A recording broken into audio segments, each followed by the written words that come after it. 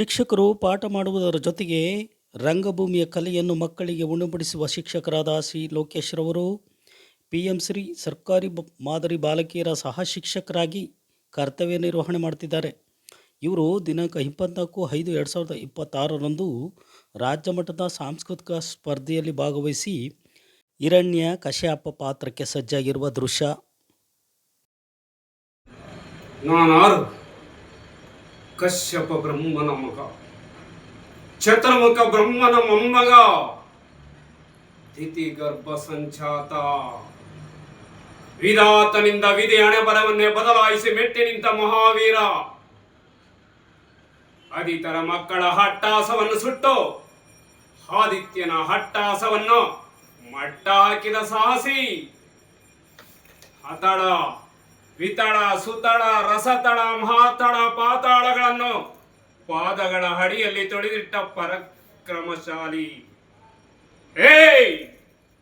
ಅಡಿ ಇಟ್ಟರೆ ಬೆರೆಯುವುದು ಭೂಮಿ, ತಲೆ ಎತ್ತಲು ಬೆಚ್ಚುವುದು ಬಾನು, ಕೈ ಎತ್ತಲು ನಡುಗುವುದು ಸೃಷ್ಟಿ.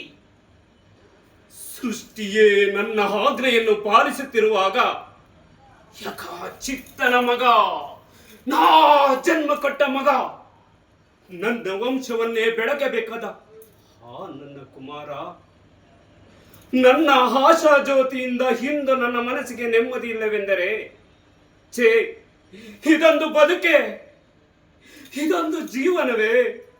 ಅಯ್ಯೋ, ಇದೆಂತಹ ವಿಧಿ, ಇದೆಂತಹ ವಿಧಿ, ಇದೆಂತಹ ದುರ್ವಿಧಿ.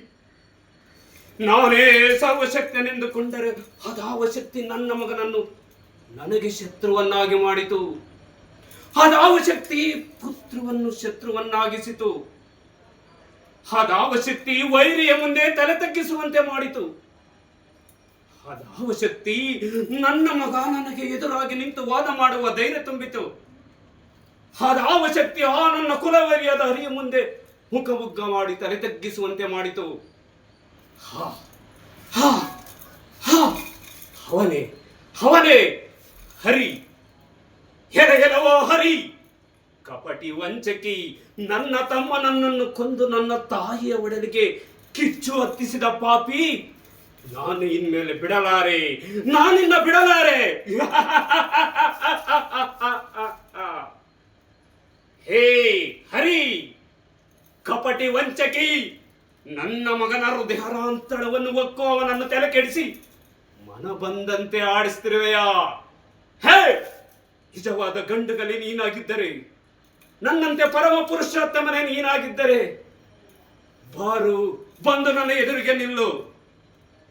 ಹೇ, ನಿನ್ನ ಉದರವನ್ನು ಬಗೆದು ನಿನ್ನ ಕರುಳುಗಳನ್ನು ತೆಗೆದು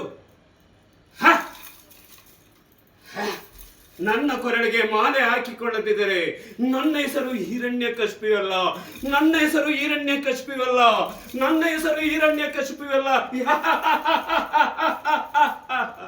ಧನ್ಯವಾದಗಳು.